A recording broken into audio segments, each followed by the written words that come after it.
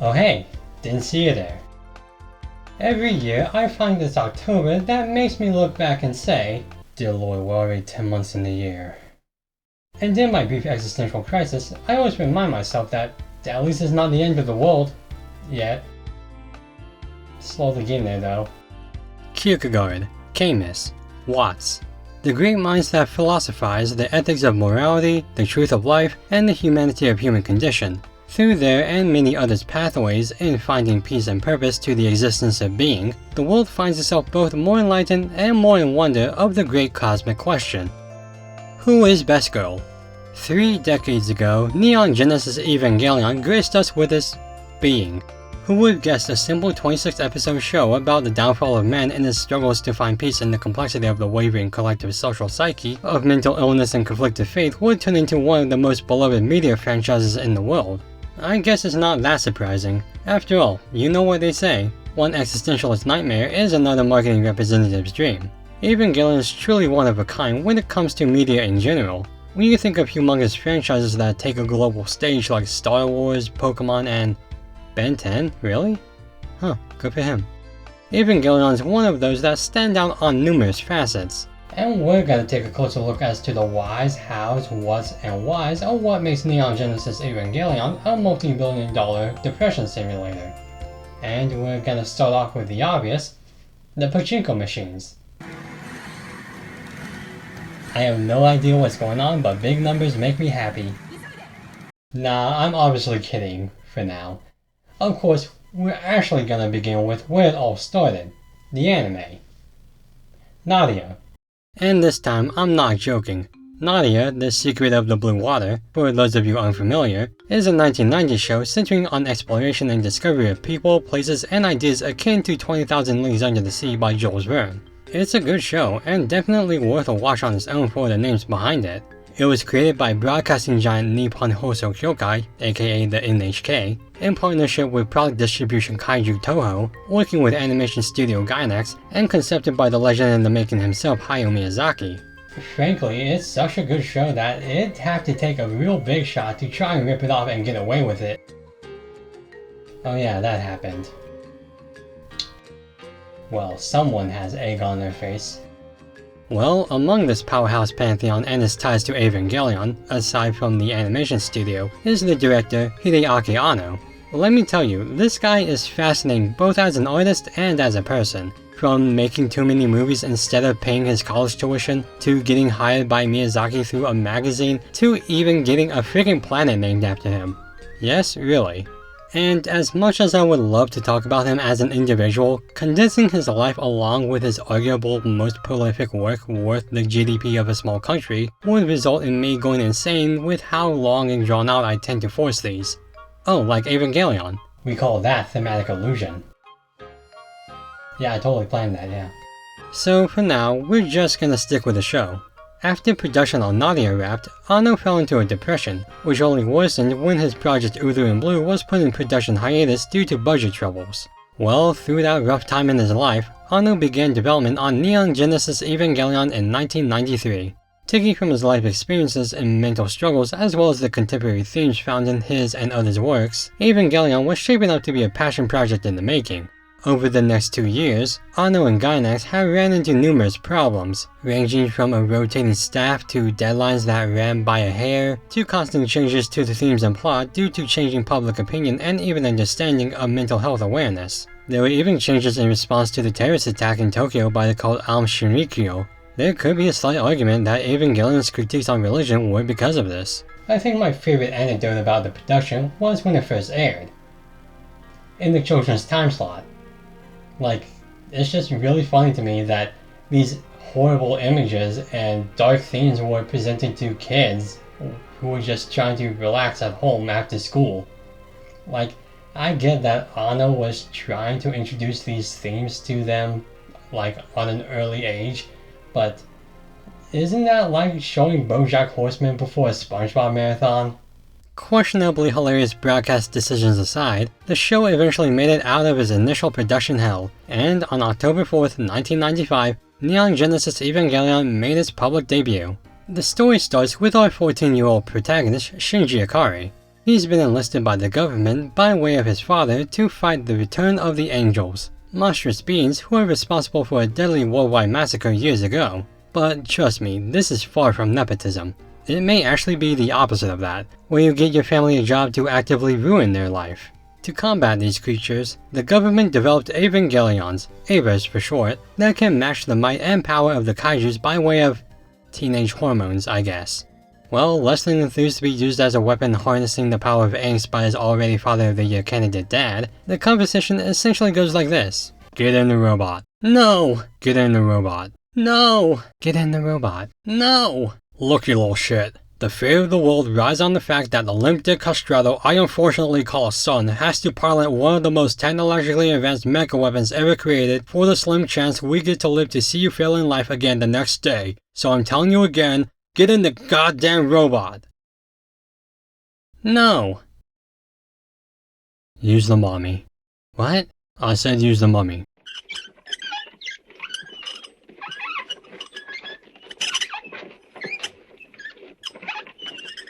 Okay, I'll do it.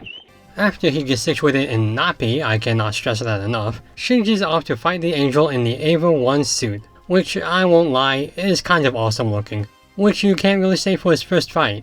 Oh yeah, we're gonna see what this thing can do now. Ooh. Ah. Oh, thanks.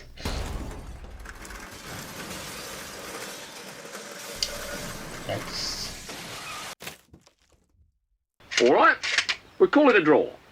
After definitely not losing, but not really winning either, Shinji's put under the care of Misato, an officer in the military branch NERV who has a sweet but firm personality. But maybe a bit too sweet and firm. I said I'll be taking Shinji home to live in my place, okay? It's already been approved. And don't worry, I'm not gonna be making any passes at him.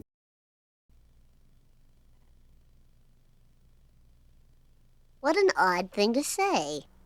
Weird and concerning adult behavior towards a minor notwithstanding, Shinji transfers to a new school where he quickly makes friends and we learn a little more about the world and its circumstances, namely its constant fighting for survival, which Shinji's quickly pulled back into. In another fight, this time more favorable to Shinji, he's confronted with the possible idea that maybe having the lives and livelihoods of millions of people on his unsteady shoulders doesn't really do wonders for his mental health. Which, yeah. Soon after, Shinji goes missing much to the dismay of his higher-ups and classmates who clocked him. Meanwhile, we find that... wait a minute. Is this it? It is! It's the start of the show's best segment, Shinji's Sitting Hour!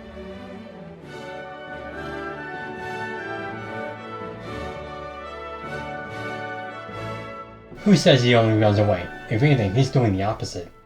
Well, after a whole episode of sitting, Shinji makes his next conviction of not sitting, and plans to stick around to fight for his friends, if anything. Among those friends is Rei Ayanami, Eva Pilot number 0 for NERV and side number 1 for the decades-long waifu war that would eventually come out of the show. Usually very stoic, Rei's defining personality trait is that of a cold cheese sandwich eaten during WrestleMania, typically boring to consume but elevated by surrounding events, and most people would be neutral or positive about it anyways regardless of circumstance. Present company included, by the way. The early relationship between Shinji and Rei is rocky, where he can't read her and she doesn't want to read him, but they eventually come to an understanding pretty quickly about the nature of their jobs as fellow pilots and fellow students. After figuring all of that out, the next episode focuses on more lore building, namely, how do we profit from the end times? In some interesting spyglass commentary on military capitalism, we see the alternative developments to save humanity and the politics behind them, often with huge financial repercussions and the personal stakes of those higher up. It's a fascinating and ingenious dive into a serious concern that's still resonant today. Not just on a militaristic level, but scientifically and geopolitically too. And just addressed in a rather clever way in the episode, being very brief but consequentially important. It's just really smart, and it almost makes you forget that the Germans soon invade after. Dang it, not again. Asuka Langley Soryu is soon introduced as the third Eva pilot. Hailing from Germany, Asuka is meant to be a conflicting personality against Shinji and Rei's. If Rei was a cold cheese sandwich, then Asuka's a punch in the mouth. pretty unpleasant to deal with, but some people are into it. And that's okay. Asuka's a proud, boastful child who relies on the technologically superior machinations of her Eva, relying much on her own ingenuity that comes with her braggadocio, though that clouds her better judgment more often than not. Even as she starts living with Shinji and Misato, she's 2 slices short of a whole humble pie. But to give her credit, that doesn't stop her from learning basic teamwork techniques with Shinji and pulls her weight accordingly, as he himself learns a universal truth of life. Girls exist. Yeah, believe it or not, they're not mythical beings. They're very real with real personalities and purpose. And for Shinji, Asuka's the first realization of that fact, being that he is a pubescent boy. Asuka is definitely one of the more complex characters of Evangelion. While she is a stark representation of the development of sexuality through puberty, she herself is written as more than that symbolism. She has her own traumas and issues that we'll get into later that indicate hormonal fluctuations, mental fatigue, and complexes that make Carl Jung re-examine his life. While she's not my favorite character, she is among the most intriguing. But again, that personality is rough, as we see her and Shinji butt heads once more as they're left behind from the class trip. This also results in what may be my favorite out-of-context scene from the show. So you've already given up? In another lore-expanding episode, Magma Diver, which, don't lie, is a pretty sick episode title, Asuka's tasked to go magma diving in order to do reconnaissance on how the angels develop. As another world-building episode is pretty neat, showing how both humanity's technologies advance as the angels begin their life. Pair that with a pretty unique fight scene and more growth on Shinji and Asuka's relation, and it's a nice flow in showcasing Evangelion's pacing prowess. More comes along the way as the next situation throws the city into a major power outage, with the NERV building unable to access their tech and the pilots stuck outside. It's a great race against the clock story that emphasizes the 3 pilots' personalities and the subsequent changes of their dynamic. This episode definitely could have worked well enough as a simple hurry before the time runs out story, but there's a decent gravitas to the happenstance itself, as it points to a traitor in the system all the while the kids focus on what matters, getting to work. And as that happens, they grow in their own ways, whether to realize their faults, acknowledge their peers' feelings, or come to an understanding in the higher-ups' positions. That last point is explored more when Misato is promoted and left in charge as her bosses do some investigating in Antarctica. Through some interesting exchanges between her and Shinji, there's a good mirroring among the two in how they approach their motives and their pasts. It's a decent look into the relationship as conservator and ward, and plays into a more serious standing as something akin to a family, rather than a family. Oh, we'll get to that soon. Moving on from weird mom implications to the next episode, Lillipuction Hitcher, which focuses on how Dr. Ritsuko Kage's mom is weirdly implicated in implanting practically her brain into a whole fucking military computer. Sure. This is a decent one as we get to spotlight a character who hasn't gotten it yet, and is pulled off well as a showing of a scientific endeavor of the world and the grounded analysis behind the minds who work in it. The kids are barely in it, and it allows for a more complex talk on the technical side of things. It's also a cool episode to see how adaptive the threats are. They really encapsulate some of humanity's biggest fears. I mean, there's a giant spider spewing acid, a lava baby, an ever-changing math problem. They get really creative with the designs. And seeing as how the angel this time is pretty much Y2K, it really makes you appreciate the strengths of the adult cast all the more. But you also realize that for as grand and rather revolutionary the story is, it's also becoming somewhat formulaic. We start with minor changes to the circumstances, a big problem arises, the central characters have to find a solution, the solution gets implemented within 3 minutes, and all is solved with subtle character lore and some fanfare here and there. And I really don't have an issue with these episodes, as they are told in unique and fun ways. It also comes with the acknowledgement that they are following the Monster of the Week format, and only address what needs to be addressed or established. But come on, that can't just be all what it is, right? Not for multi-billions of dollars. I mean, I guess it works for Ben 10, but I expect more from you. Show from the 90s with limited budget and staff. And at least tell me that the next episode is not like that. What? Huh? Did I rewind or something? No, it's playing out, and it says episode 14. God damn it. Yep, the next episode is a recap episode. Or at least some of it. It's fine. I'm not gonna bullshit you and explain how he's secretly genius and showing some hidden agenda or something. I'll save that for later. Nah, it's just... whatever. The other half of the episode is much better, as is about bureaucratism. Thank God for more politics, and boy is that weird to say. Beyond the meeting between the higher-ups, Akagi wants to do testing about intermingling piloting. It's not the fastest episode, but it has a ton of great foreshadowing that is hard to 100% dislike the episode as a whole. And to give the show credit, this is where things finally get more fucky. The symbolism comes out full force, as the dive into romance and lust is sought. Between Shinji, Rei and Asuka, Gendo and his late wife, and Misato and her on-again, off-again partner Kaji, there's more sexual tension here than an ice skating competition. Some of it healthy, but most of it... actually no, none of this is good for anyone. Everybody here needs therapy, especially this guy. Oh. Hang in there. Well, maybe Shinji doesn't need it after all, as he's looking on the up and up, improving his performance and grades and finally seeing the approval of his dad. Anyway, he gets eaten by this giant shadow thing and has an internal monologue with more Shinji sitting hour that nearly mentally breaks him in questioning life and his relationship with his family and friends that culminates in a disturbing symbolic rebirth and complete unconscious action. Jesus. He'll be fine. Unlike the United States, where there, the Angels attacked the second nerve branch and its development of new Avas. In response, America did what it does best and outsourced their work to the Asians. Thus, a new Ava was to be deployed in Tokyo 3 and, in conjunction, a new pilot. Toji Suzuhara is that pilot, and he's good. Alright, I don't want to downplay Toji too much, because the series already does, because he is important. He's one of Shinji's best friends and gave us this moment.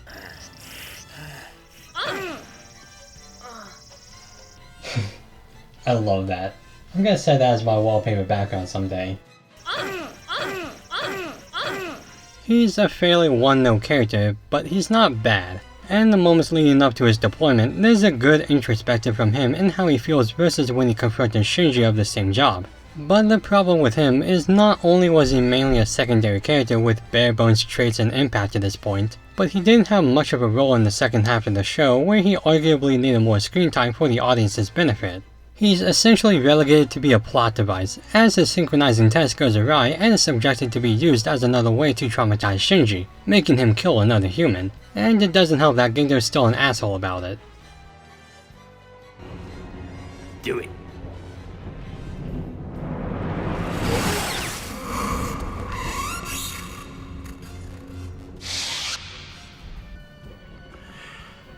You did well, Anakin. Though Toji survives, Shinji's had better days. He's court-martialed for disobeying orders only for him to pull out the old Uno reverse card and says, "You can't fire me, I quit." So he runs away while Rei is listed to be the new Ava 1 pilot. Well, things go fully Evangelion when the tests fail and an angel descends, leaving Asuka to fend off the beast, and she's probably gotta be fine. Besides, who can pass up on some more Shinji sitting hour? Oh my god! Oh. Well, I'm sure Rei has this. Well, you know what they say, third time's the charm. That's why the Angels are going for that third impact. So, Shinji suits back up and this time easily takes down the...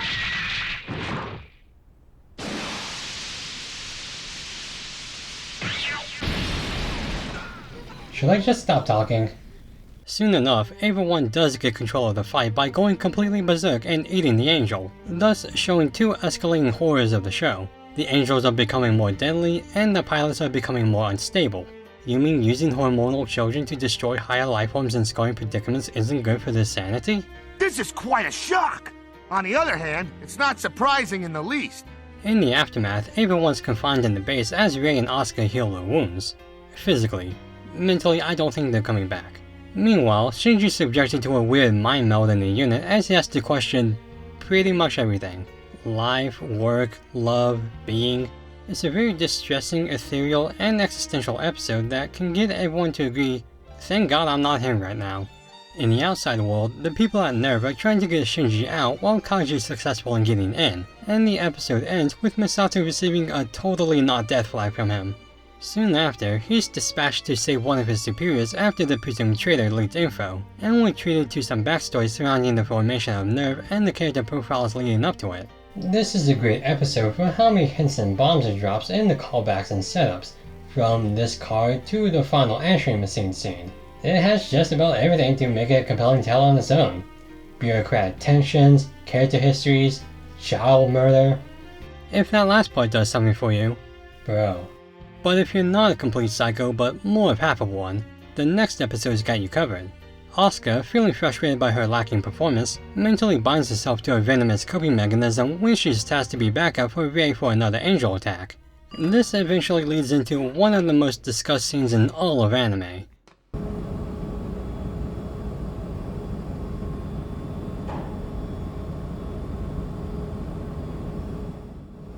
The elevator scene is one of Evangelion's most notorious moments.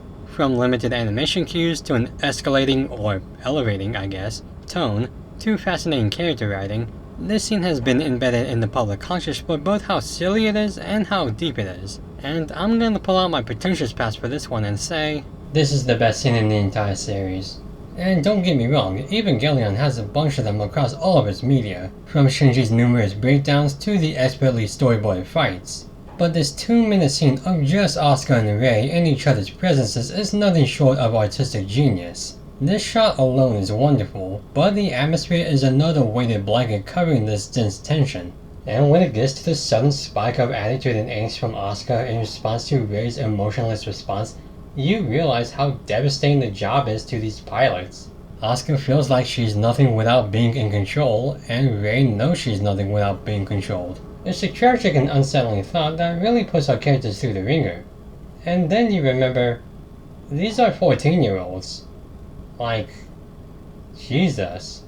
A lot of other YouTubers have talked in length about it also, and I recommend taking a look at those too whenever you can. But, you know, after you watch my stuff. But there's no time for that now, as it's all about Asuka engaging the angel herself to the Hallelujah chorus. And by engaging, I mean the angel mentally based her already unstable psychosis of her severe inferiority complex and traumatic past. Rei saves her, and in Asuka fashion, she takes it well. As she and Masato dwell on their depression, another angel arrives, and this time it takes over Rei's mind, resulting in Rei sacrificing herself to prevent the angel from spreading to Eva 1. Now, everyone takes Rei's death very hard, and of course it's gonna take a lot of time, grief, and coping to handle it maturely and healthily. What? That's right, she's alive, just a little bruised up, a tad amnesiac, and definitely the same person. Of course, no one just naturally survives being blown up unless they have a spare refrigerator around, so an Inquisition's held and Akagi's the scapegoat.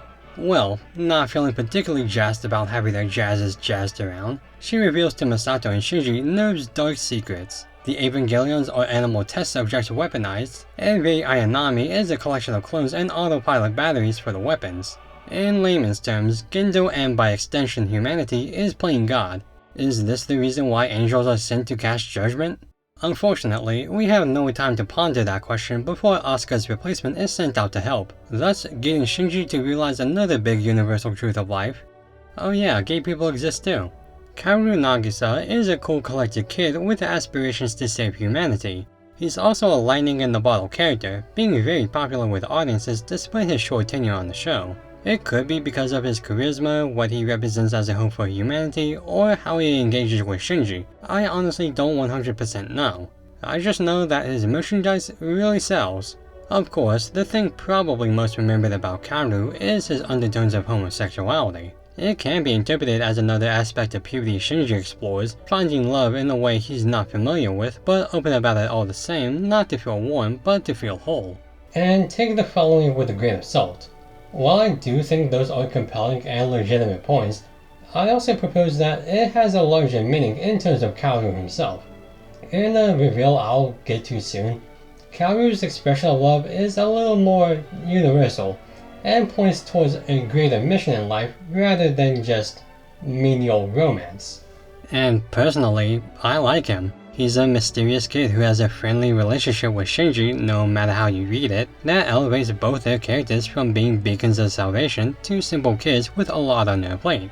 It's very humanizing, and it paints a lovely picture of some sanity to a growingly insane world. But it also makes the following events all the more tragic, as it's revealed that Kaoru is an angel, and he's trying to merge with that monster in the underground. But when he realizes it's all for naught, Kaoru gives himself up so that Shinji can kill him and save the world, giving strong allusions to Jesus Christ, who, if you don't know, had a thing about universal love or something. I don't know, it was in some book or something.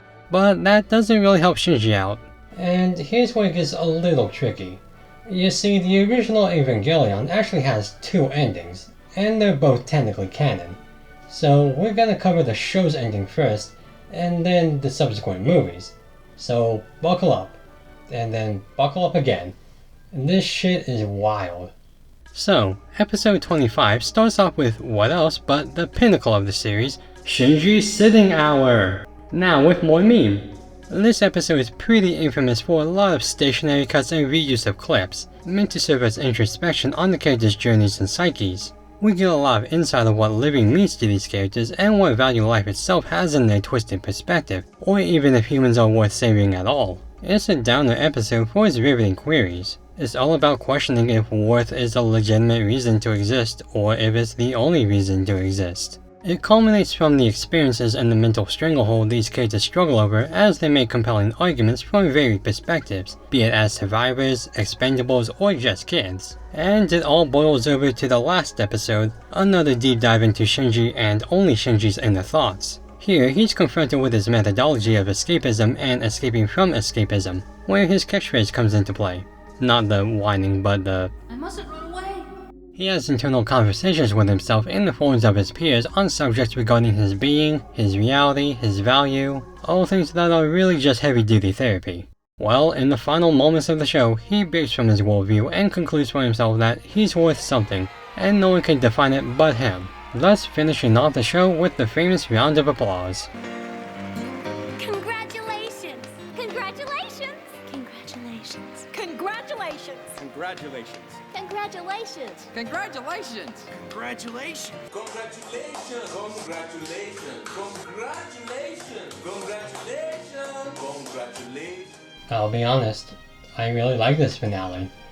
Like, for as much as it gets dunked on as being overly artsy and way too optimistic, which I do admit it is, I genuinely feel like that it is coming from the right place. For how much shit Shinji's put through, I think the genuine collection of his experiences as a pilot, student, and connection with Kaoru in general makes the thought process rather convincing, as it's teetering on trying to cope with the horrors of reality and finding the bliss of peace of mind. Is it realistic? Not at all. But I think the writing in particular is worthy of great praise for capturing these various points of views in a natural flow. It's honestly a top 3 episode for me. But what if you're one of the thousands of people who absolutely did not like the ending? Well, luckily, Ano's got you covered. I guess he wanted to see Shinji do a little more suffering too. The end of Evangelion movies are the alternate ending to the show, and they take a slightly more nihilistic approach to the end of the world. The first is Evangelion Death and Rebirth, and if this footage looks familiar to you, it's because it's the same from the show. Boy, I knew they had limited budget, but oof. No, it's actually intentional this time, as it's a recap movie, basically just reminding you of what the first 24 episodes were. Honestly, a skip nowadays, but back then I'm sure it really helped reintroduce the trauma easier to general audiences. The follow-up film is the important one, The End of Evangelion. The film starts with an alternate timeline where Shinji snaps back to reality and is presented with Asuka's comatose body. In his attempts to wake her up, he manages to do something a movie theater can show but YouTube can't, and makes himself some nice hard-served yogurt. While he's wiping little Shinji's tears, NERV is under attack by the Japanese military who seek to take over the Avas and prevent the next catastrophe. You see, Gendo actually has a pretty major secret. His true goal is to trigger the third impact, thus restarting the world so he can reunite with his dead wife, who also happens to be both Ava 1 and Rei Ayanami. Fuck man, I don't know anymore. Most of NERV is ransacked when Misato gets Shinji back to pilot the robot right after doing her favorite Catholic priest impersonation. Before him is Asuka, awakened from her coma, fighting off the military's Avas with a new lease on life. Too bad at least his rent as a killer. Meanwhile, Rei's set to merge with that monster thing in the basement, named Lilim, so that the third impact can start. But sensing Shinji's distress, Rei finally breaks from Gendo's hold and decides to become God herself. Like any mother would. In some of the most disturbing imagery of the series, Rei and Kaoru's inhumane visage finally breaks Shinji for the 5th time, and he gives in to become the next tree of life. In more trippy cast-wide monologue thoughts, the world ends not with a whisper but with a scream. It all comes tumbling down as everyone's and no one's wishes are granted in the new world, and the ecstasy of death and birth overtakes the Rei God. Life ends with his final proof floating in space, and Shinji and Asuka in the new world not as Adam and Eve, but the last moments of humanity. I cannot tell you how much I love this ending. This ending just feels so unchained and unadulterated that it makes everything leading up to that moment, to that last moment with Shinji and Asuka staring into each other's souls, saying nothing. And it just says a lot. The artistry and feeling, I guess you could say, in this ending is something unnatural yet inviting on numerous scales of what it means to be human, what it means to have life, what it means to be a part of this universe, and what it means to eventually not become a part of it. And it feels so unadulterated and raw that I had to respond accordingly. What you're seeing right now, this part of the script, it wasn't scripted. This is the only part of the video that I didn't write anything for it because I honestly couldn't write anything for it. It was just so raw and unexplainable, I suppose. And I'm not the only one who thinks that. This movie was so well received, it revitalized interest in the original series, upended several norms in anime and cinema, and most importantly, helped thrust anime to become a pop cultural phenomenon, particularly with adult animation. It showed that not only could anime explore dark themes, heavy imagery, controversial writing, and explicit material, but it can do it in an artful way and a way that can challenge a wide zeitgeist. Like in a movie like Akira, Evangelion and The End show the best and worst of humanity through the simple way of exemplifying the best and worst of humanity through a complex execution. Thus, Evangelion became a national treasure that would eventually become a global treasure as its popularity would skyrocket across the continents. Merchandising and home video sales would see the series break into the 100 millions within its first few years, and is only getting more packed by the days. Distribution of the series met right on time with the changes of video formatting, sort of. It originally came out on VHS, which you kids may not know about, and Laserdisc, which I know you kids don't know about, and a few years later began release on DVD in various regions. ADV Films had the English rights first, and is the more famous dub of the series. Eventually, other distributors attained the rights, most notably Netflix, and the word of Ava spread even more through Blu-ray and streaming. As for the merch game, it's impressive. You have the standard stuff like clothing, figures, posters, plushes, and apparel, and that's all fine and good. Most of the officially licensed stuff is quality, and they show off a good bit of stylistic flair with each passing lineup, even if some of it don't quite feel like Evangelion. Which, I get. If I had a brand that practically printed money, I'd sell out to consumerism too.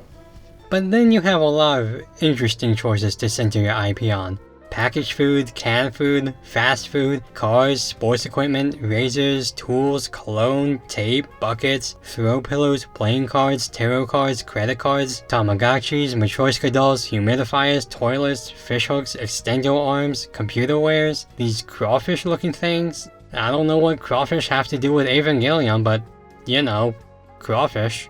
Even fucking flowers were sold as official merchandise. Flowers. The things made by nature. Apparently I'm in the wrong game. I wonder if there's a market for bottled sunlight.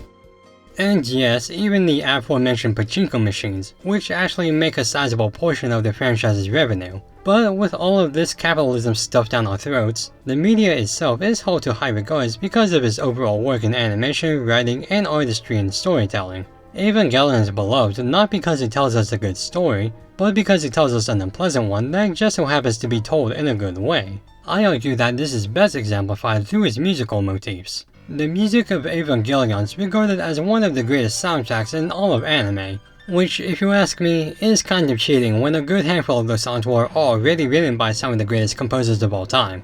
I mean, think about it. Does that mean I'm a comedic genius just because I reference other comedians sometimes? Yes! Oh! My God! Yes! Yes! Well, you heard it here from the man himself, folks. Trust him, he knows his stuff. What do you have there? Evangelion. Neon Genesis Evangelion. Wow.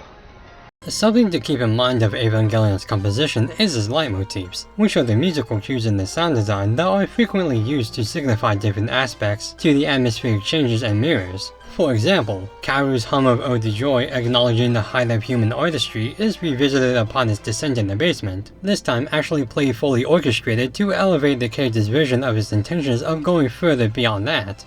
And this isn't just with the classical music, it's used with Ava's numerous themes and character songs. It's borderline unnerving how genius it is and how they condition you to react to a certain piece with a preconceived feeling, only for it to take on a new meaning whenever something disturbed or uncomfortable uproots it.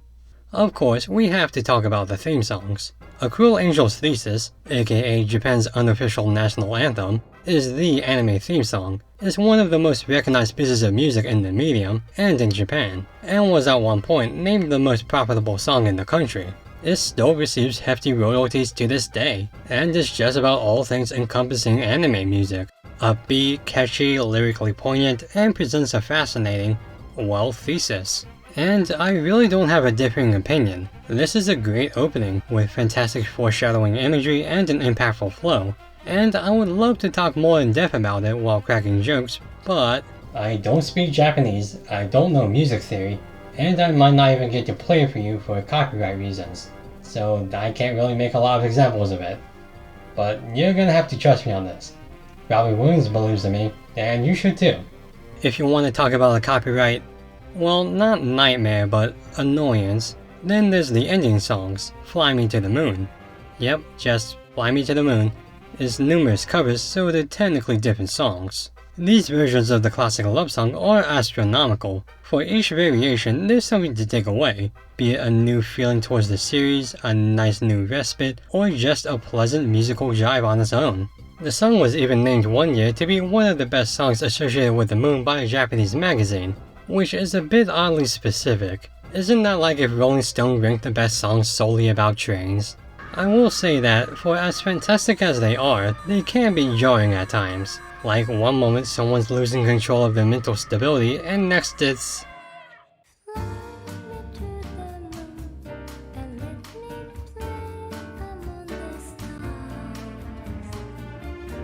I don't know, that's just really funny to me. It is a shame though that Netflix users won't be able to experience the humor of Shinji's Eternal Torment in their smooth jazz, as Netflix didn't have the music for when they streamed and dubbed it. It's likely a copyright thing, and they understandably didn't want to shell out for 26 technically different renditions. But it's Netflix, come on guys, you have the money. Most of the soundtrack was composed by Shiro Sugitsu, derived from numerous styles of classical, jazz, city pop, and orchestral tones, and they're all wonderfully done and well worth the album price if you can get your hands on them somehow. My personal favorite of his is a vanilla choice, but vanilla's a good flavor.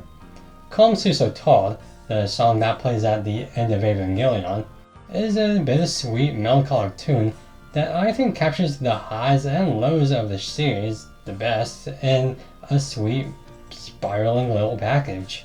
It has both a freeing mystique to it that welcomes death, but still has a shred of fear and loneliness to it. It's a beautiful piece that I always find myself listening to whenever I need a simultaneous pick-me-up and let me down. Of the things it embraces, like the futility of effort, the sweet release of death, and the guilt of failure, it may leave you thinking, wait, Evangelion might not be a very happy show. If you're now just picking up on that, I don't know what to tell you. The themes of Evangelion are... they're a lot. Not just in numbers, but in weight and nuance too. And they aren't just strewn together in a mishmash of smart ideas, they work in congruence with one another and with the writing to deepen the internal meanings. For example, depression takes many forms in the show, from Shinji's abandonment issues to Misato's PTSD to Asuka's growing inferiority complex. When you pile them in a similar situation, like say giant monsters trying to destroy everything and everyone you know, these differing reasonings brew in an unsettling uniformity of familiarity, like saying it's all the same and there's nothing that can be done about it, which then you can apply to other themes like death, existentialism, and purpose. This is just crazy in how clever these mechanics can be employed from both a writing perspective and a general meaning of it all. The most notable symbology of the series is of religion, where the script is flipped and it's the progenitors destroying the world and the faith of humans in themselves via science and will that keeps it going. It's funny because it's not a story anti-religion, it's one addressing finding purpose through hardship and want, be it through mental battles, earthly desire, or yes, even faith. Anno himself is agnostic and didn't really care about Western appeal when inserting these sacrilege ideas, and another staff member said that they used Christian symbolism simply for the fact that it looked cool. Which, yeah, if you draw like this, then they're not wrong. The heavy use of symbolism, especially of the Christian allusions, are probably accidental genius, but genius nonetheless. I can't help but think of Night of the Living Dead where, spoilers, the black guy's the lone survivor and is killed anyway. That ending was meant to just be a bummer, but it came out during the civil rights movement, so George Romero leaned into the social commentary. I think it could be said the same here, where Evangelion just came out at the right time with already phenomenal writing to keep up with it. It also has a nice establishment of the world's rules, like with the Kage's mom practically inserting her personage into the state-of-the-art computer system, only for the twist to return in a more grotesque manner seen in the Avas being vessels for people's souls. Which, yeah, let's talk about that. There's no way around it. Shinji wants to boink his mom. The themes of Oedipal tendencies is certainly a choice to include, from his first sexual experience coming from a clone of his mom, to him finding warmth and comfort inside the vessel of his mom, with everything else in between, Shinji's an interesting case study. And I'd argue that those are surface level theories. Not that they don't have legitimacy, but rather that's only covering the surface. I'm not sure I have enough time to unravel this Freudian payday, but I think a strong connection of its factors is to the motifs of sexuality, as Shinji matures into discovering gender divides, homosexuality, and innate urges. It's very much a part of growing up, like mental health care and social ripening. It's another part of Evangelion that gets joked about frequently for how much they seem to shove it down our throats. Phrasing. But its prominence is one of its defining traits. Again, you could attribute it to accidental genius, but it doesn't change the fact that they are there, and whether we choose to see it or not is up to us, which is a very Evangelion idea. It's in these developments that Evangelion manages to deconstruct previous notions of its genre and introduce new perspectives that make it a media anomaly. But what is it about the franchise specifically that attracts people? I mean, there are other poignant pieces of media out there that tackle issues like these with similar approaches or visions that don't quite get as much attention and certainly not as much revenue. Is it really the deep writing and I'm overlooking something else incredible? Is it the simple marketability of cute anime girls and awesome giant robots? Perhaps it's the humanistic connection the director and staff managed to envision through the artistry.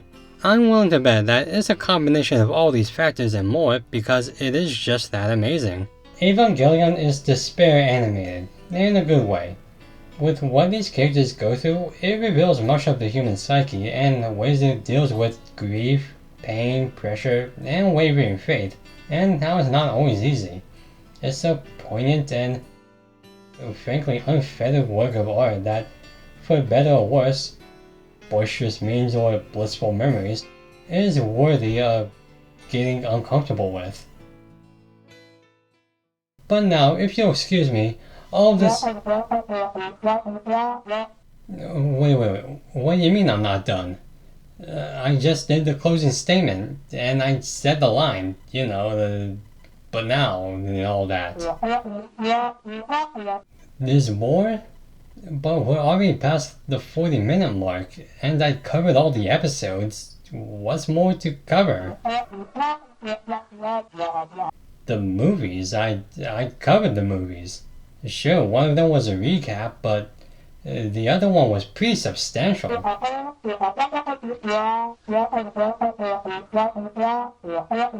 You guys want round 2 of this mental masochism? In 2005, Anno began to work on a new project, and in 2006, he founded his own animation studio Kara, though the rights of Evangelion wouldn't be transferred to it from Gainax until many years later. These would be the footholds of the new films known as the Rebuild of Evangelion Saga. These movies were meant to serve as a fresh reintroduction of the franchise to mainstream audiences, as well as a new timeline to the series. In it includes updated animation, new scenarios and characters, and new philosophies to break down over. In 2007, the first movie, Evangelion 1.0 You Are Not Alone, was released, and is pretty much a shot-for-shot remake of the first few episodes, though there are new scenes inserted here too. But don't think that means you can skip it, because the animation is beyond gorgeous. It's so clean and well choreographed that you can actually believe they had a budget this time. This follows suit in the next 3 movies, where the quality of the animation is even more impressive, and tackles much more daring territory as it diverges from the show's story.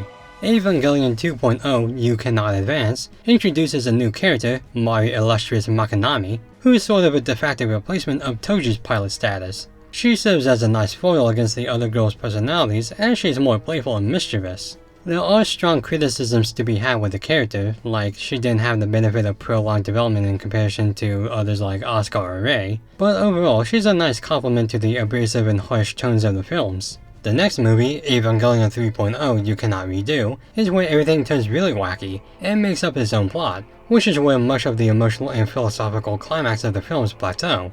And finally, the last film, following naming conventions, Evangelion 3.0 plus 1, Thrice Upon a Time, caps everything off with a unique ending with a lighter tone than the end films and a more realistic one than the shows, closing the book on the cursed and depraved world of Evangelion. Again. For now. I know I didn't talk about these movies as much as I should have, but that's because I want to discuss them more in depth in a later video. But for now, just take solace in the fact that I will re-traumatize myself for your entertainment later. Between the one-of-a-kind show, followed by the not-so-much-as one-of-a-kind movies, with the addition of limitless merchandising and marketing of extra-ethereal writings, music, and social remolding, Evangelion's a truly unique experience that feels like it's only aged like fine wine over these decades. From beloved characters and their Pyrrhic arcs, to steadily improved innovations in cultural perception of animation and philosophy, to the renovations of economical workshops with popular media and corresponding irrationality among consumers, Evangelion redefined anime beyond global notions. And we're lucky to live in a world open to such irrationality, or that challenges us to re-examine the mysteries of life, not for the sake of solving them, but to gain a better understanding of ourselves and what it means to be. And to think that we could come to that conclusion whilst fighting a war over who's the better girl. But now, if you'll actually excuse me, all this nihilism really takes a lot out of a guy. So I'm gonna go ahead and watch something a little less depressing to lift my spirits up. Oh, Steins Gate sounds good.